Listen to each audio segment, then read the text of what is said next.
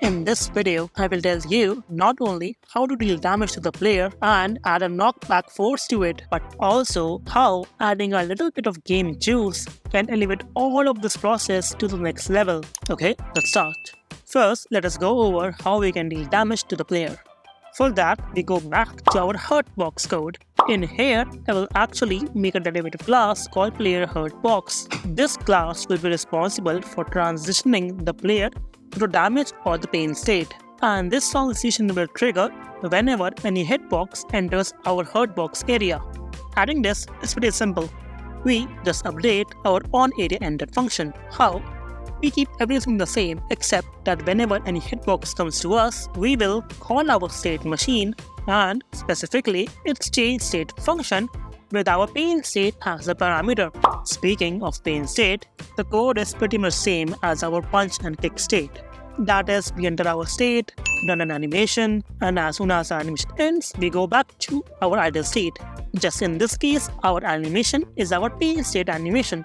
Integrate it all up, and here we have our pain state working. Now, let us quickly add our knockback. For this, we add another variable in our player Hurtbox called the hitting area. This variable will store the owner of the incoming hitbox, and the reason behind this variable will be told to you shortly. Go back to our pain state and add a function called knockback. Now here we will use our hitting area to get the direction vector of the incoming attack. This way we can ensure that the knockback force that will be applied to us is in the direction of the incoming attack, so that we are pushed away from it and not pulled towards it.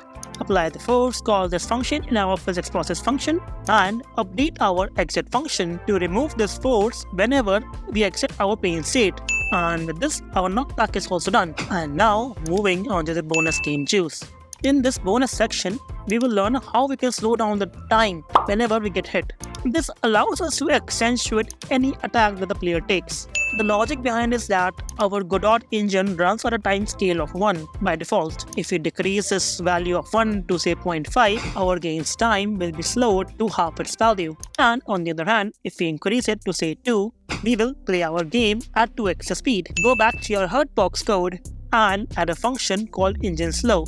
This is here where we will slow down the game's engine speed. So here, let us just put any value shorter than 1, add a timer to our code, that is the time till which our game's engine will be slowed, and when the timer runs out, we just turn back our game's time scale back to 1.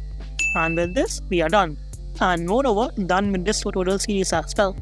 Now, you're equipped with everything you need to know to make a successful fighting game. Hope you like this series, guys. Do not forget to like and subscribe. Okay, bye-bye.